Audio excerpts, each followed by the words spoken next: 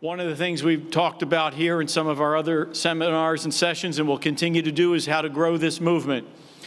And one of the ways we'll have to do it is fight for our ideas and to govern well. Another is to make sure we reach out to people that sometimes aren't sure we want them as part of our movement. And the president has been key in that, campaigning in cities and towns and neighborhoods where they usually tell Republicans you're not supposed to go. But the president did it and did it well, and we need to follow up and continue to build a conservative majority. Two people that are going to lead us in a discussion on that are folks that many of us know, and we welcome them back to PLC.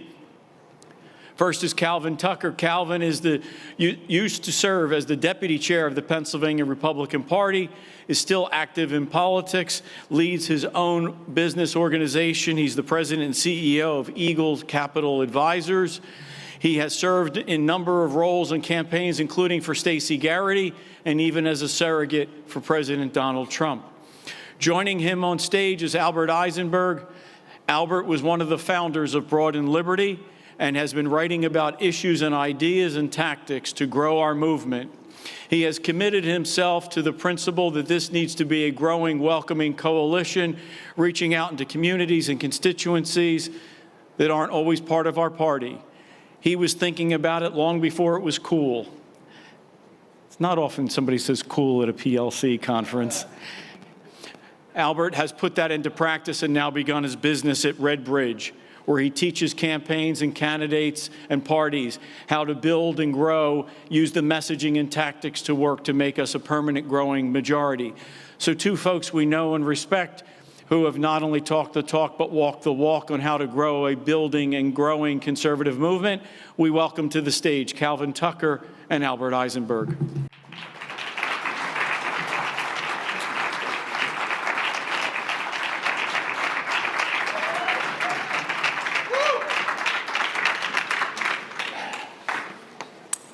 I was looking for a mic, but I have one on my body.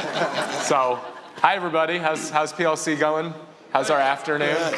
Great. Good. Well, we are representing Philadelphia up here right now. Calvin Tucker has an amazing resume we're going to talk about, as well as his book, Requiem of a Contrarian, which is a 2024 book. Yes. One thing that I like to say before kicking off is that Philadelphia is not just one of 67 counties. It is the largest vote base in Pennsylvania. It's the media center. It's the economic hub. So when it shouldn't be treated by state. It's where we need to engage. Right. And Calvin's written a really amazing memoir about his political journey and identity and kind of how we can make inroads, starting from voters that really don't hear from us very often. So let's just set the scene here, the context for your upbringing in Philadelphia, and then we can get to our opportunities as conservatives to reach more voters that we don't normally get in front of. So looking over, reading your book, we have the 1970s, 1980s, 1990s, Calvin's political and personal formation, the movement, killing of a Philadelphia police officer, the bombings in the late 1980s, I believe, yes. Early 90s. Yeah, 85. Yeah, 85. So let's just talk about the context of your upbringing and what you saw around you. Well, look, thank you. Well, I want to thank you and Loman Henry and PLC for entertaining this discussion about my book, Requiem of a Contrarian, a Black Republican in the Urban Jungle. And that's not just Philadelphia, but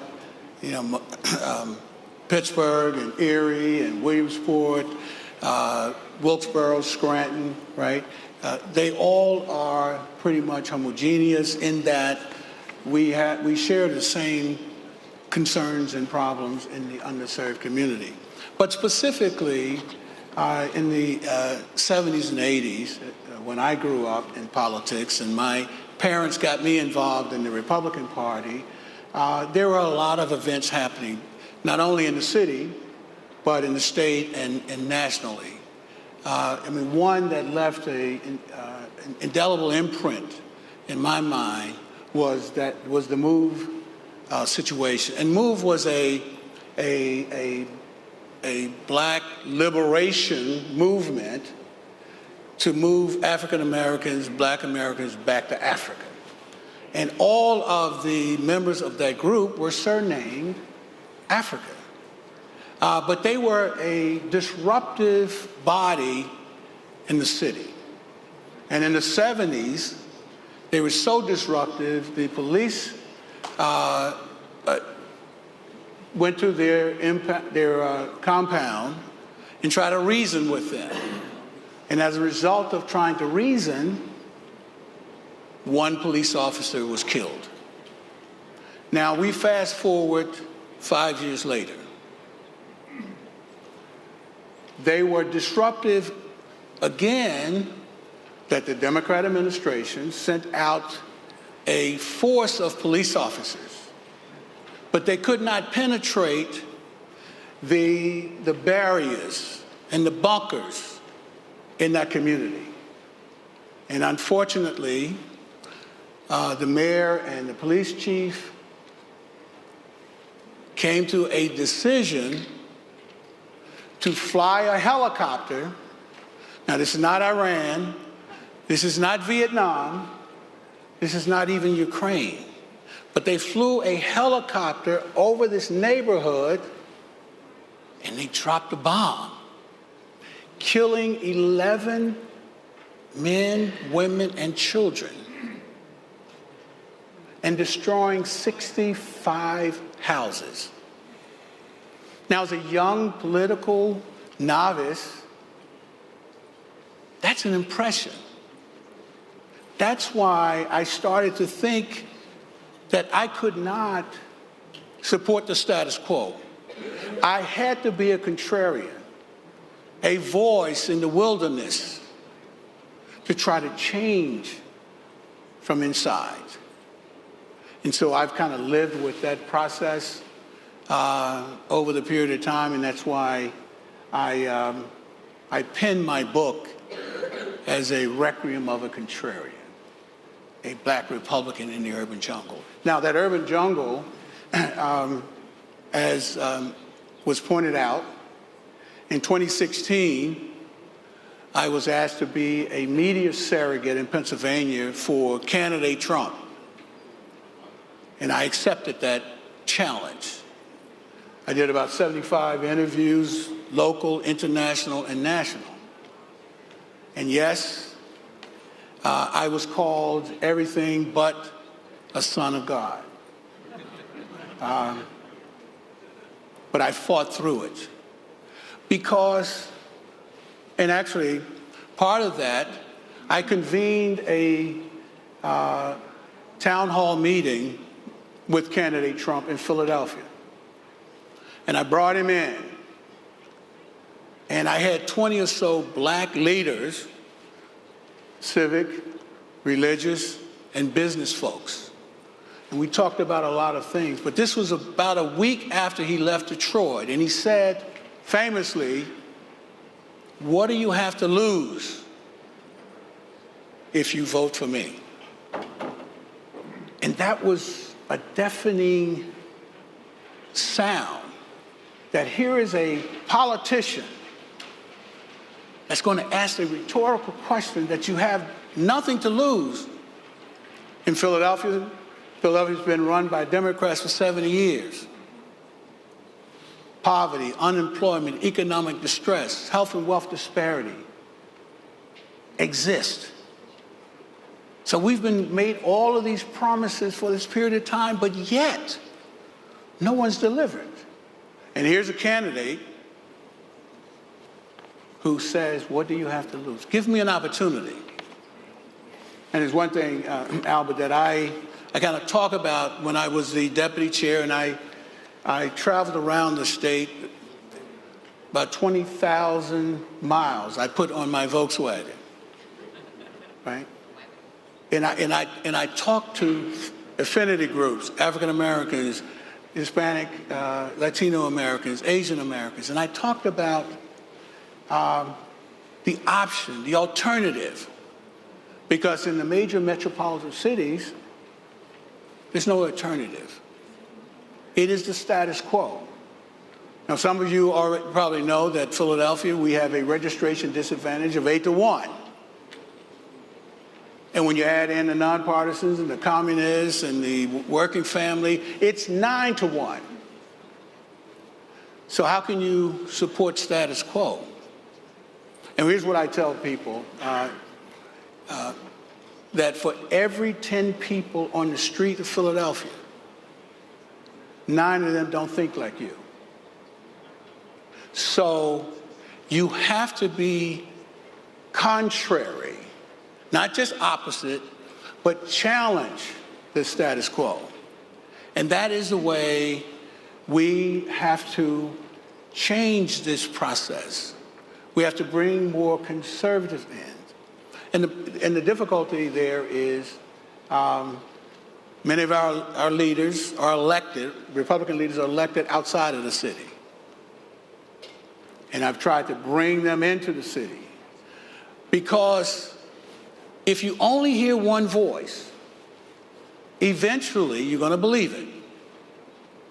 So if we have a second voice, a Republican voice, and I can give you some specific examples of the great policy work that Republicans do, but they avoid the city and expressing their successes, their compassion for the challenges that the urban centers, the underserved community face. Now, that's a long way to answer your 70, 80 questions, but that's really it. And I can kind of go on with more areas.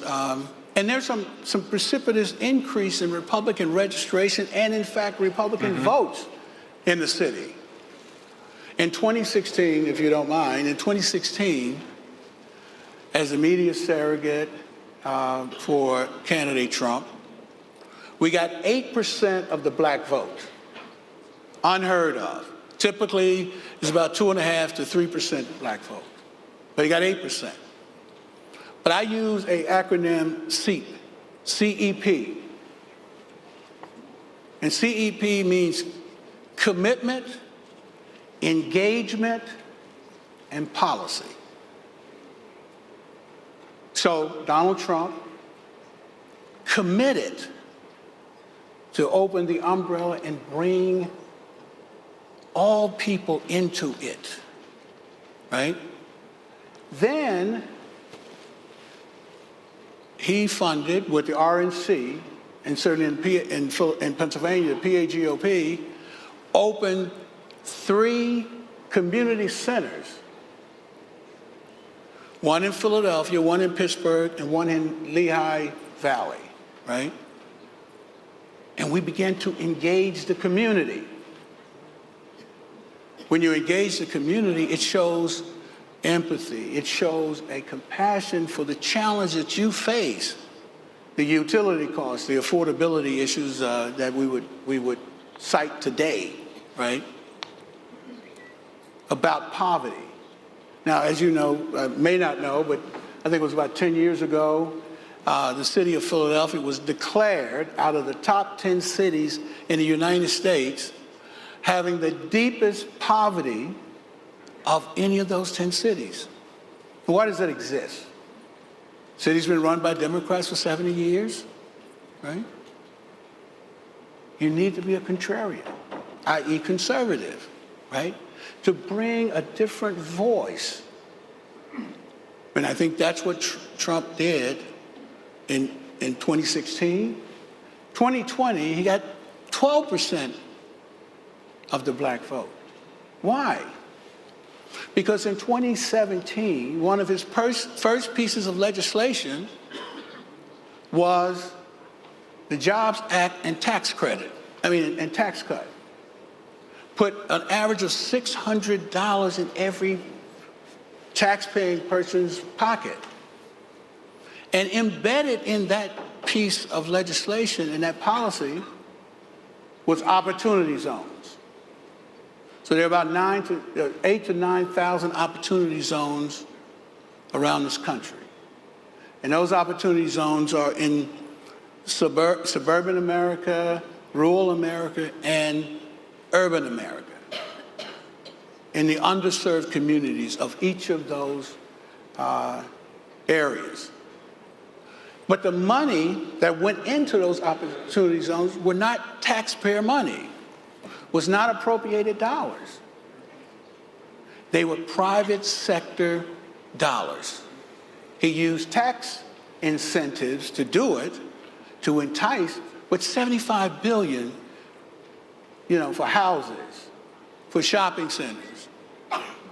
So when you see that as a community, that you're creating jobs and opportunity and entrepreneurship, you're putting money in the pockets of my family, right? Thus, we get 12%. In 2024, Black community came out at 26%. That's a rise. CEP works.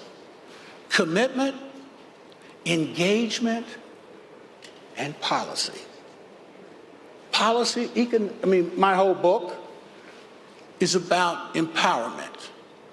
I used to run a couple of banks. Well, let me jump in with 2024, just go ahead, so folks, and I want to ask about identity and make sure we're talking also about your personal journey. Good. So 2024, Philadelphia voted over 20% for President Trump, first Republican president this century to get over a fifth of the vote in Pennsylvania. Right. And something Calvin and I have heard a lot in our careers is, well, we're never going to flip Philadelphia. You don't need to get 50% of the vote in Philadelphia to win Pennsylvania. You need to get 20% of the vote. And a vote is a vote. The least engaged people are from areas that Calvin's talking about that my team has worked in. This is where we need to be engaging. Right. So, Calvin, you say 9 out of 10 people might not be thinking like us. Yeah. I actually find in my conversations, a lot of the people we could reach out to are moderate or conservative. They share our values. They're not voting like us yet. So what are we up against, and what can we do, people in this room, to make inroads where we need to? Well, but again, I go back to SEEP, right? I go back to commitment and engagement. The one thing I didn't say, so in 16 and 2022, the Trump administration, the Trump campaign, along with the RNC and the PAGOP, they opened offices to engage. We had policy discussions. We brought Republican leaders into those offices to talk to citizens. We had entrepreneurial programs, right, to talk to folks, right? That's how we persuade. We win with persuasion, right? We win with the ideals that we have, and we share them. But as I said before, Albert, if they only hear, if communities only hear one side, they never change, right? And so we have to be engaged. We have to come into communities where traditionally we haven't been, and we don't perceive that our vote is in those communities, right? But as Albert indicated, there's some soft votes that we can get, and we can change it. And look, I don't necessarily subscribe to flipping something red, because it is an attitudinal effort, right? We have to show how we are an alternative or better. We're going to present new challenges. Why should you vote for me? And then when you get in office, you pass legislation that affects all communities, right? And I think that's how we win, right? And winning is not necessarily all statistics, and Albert certainly was correct when he says we don't have to win Philadelphia. You got 1.5 million people, you got 890,000 or so Democrats and 150 independents and about the same Republicans. Under most circumstances, and some of you guys may be mathematicians, but those numbers don't bode well for us winning. But it does bode well for us being successful. Winning and success, in my view, are two different things. You can be successful by turning out 20% and allowing the state to do the rest, right? because we can win that way. And that's how we're going to win with our new gubernatorial candidate, Stacey Garrity. That's how we won with our U.S. Senator, Dave McCormick, right? Those are two dynamic leaders, right, that can help us. Stacey Garrity, we brought her 3 or 4 times to the city, and people are enthusiastic because she is compassionate as well as Dave. So that's what we have to do to be successful.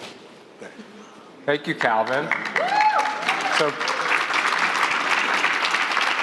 Calvin's memoir is available on Amazon. Calvin Tucker, Yeah. Requiem of a Contrarian, a Black Republican in the Urban Jungle. And I'll just end with a quote from Bob Woodson, civil rights leader, an amazing man that I had the opportunity to work under for a number of years, is that people aren't going to be with you until they think you're for them. Right. So, coming in and telling people they're voting against their own interests or jumping in or, once, it's a social and empathetic, it's like a psychological phenomenon that needs to happen for us to really engage. And it has to start with viewing these voters as potential members of our coalition. Right. And it starts with you. And thank you very much for entertaining us as well. Thank you. Thank you.